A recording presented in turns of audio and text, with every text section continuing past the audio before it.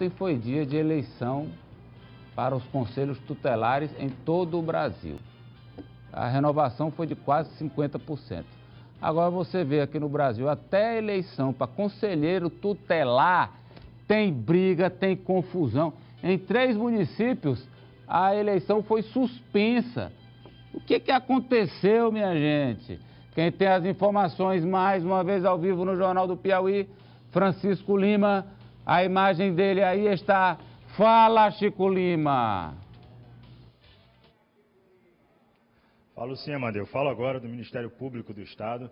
A gente veio saber sobre essas eleições que aconteceram em todos os municípios do Piauí, sendo que, como você bem observou, em 3 deles as eleições tiveram que ser canceladas porque foram constatados alguns problemas que a gente fala já já. Ao todo, são 1.135 conselheiros tutelares que estão sendo eleitos, né, nesse processo para a eleição dos novos conselheiros, que pela primeira vez aconteceu de maneira unificada em todo o país. Foram 30 mil conselheiros que foram eleitos em todo o país. Aqui ao meu lado está o promotor de justiça Glécio Setúbal, que é o coordenador do Centro de Apoio à Infância e Juventude, promotor.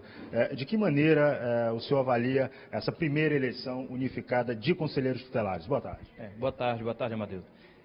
A gente avalia de forma muito positiva, considerando que o comparecimento às urnas foi muito superior às últimas eleições. Então, a gente acredita que a população atendeu o chamado do Ministério Público, dos Conselhos de Direitos, no sentido de comparecer às urnas e escolher aqueles cidadãos que eles acreditam que vão, de fato, buscar a defesa do direito da criança e do adolescente. E a gente trabalhou muito desde abril desse ano, né? A gente vem trabalhando esse comparecimento, a importância do trabalho do Conselho Tutelar e dessa forma a gente teve esse resultado de forma muito positiva, esse grande comparecimento do eleitorado às urnas ontem. E nos municípios de Porto, José de Freitas e Picos, como o Amadeu bem salientou, foram canceladas as eleições. O que aconteceu nessas cidades?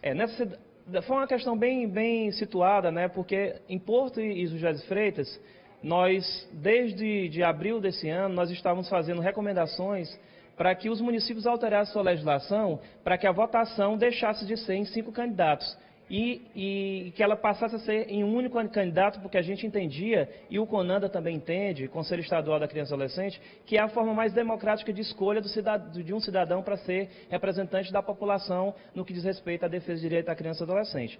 E nesses municípios não houve essa alteração da lei.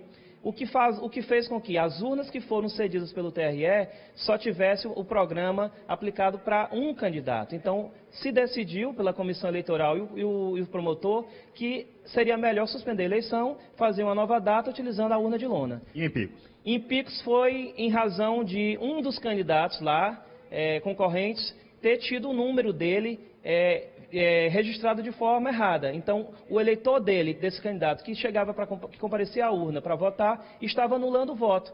Então, em razão disso, e para não haver uma eventual nulidade dessa eleição, o promotor da cidade, doutor Leonardo, entendeu também mais prudente fazer a suspensão dessa eleição. Nesses locais, uma nova data vai ser marcada. Isso, nossos locais vão ter umas novas eleições e vão ser o mais rápido possível, tendo em vista que até o dia 10 de janeiro se darão as posses desses candidatos, desses eleitos.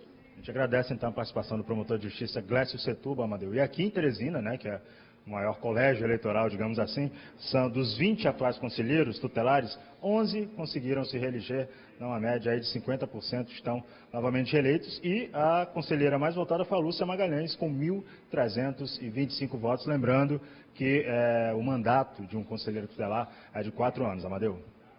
Obrigado, Chico Lima. Agora, para toda eleição é problema, hein, ali?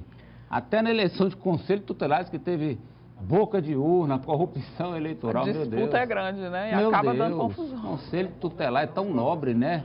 O conselho tutelar é tão nobre. Olha...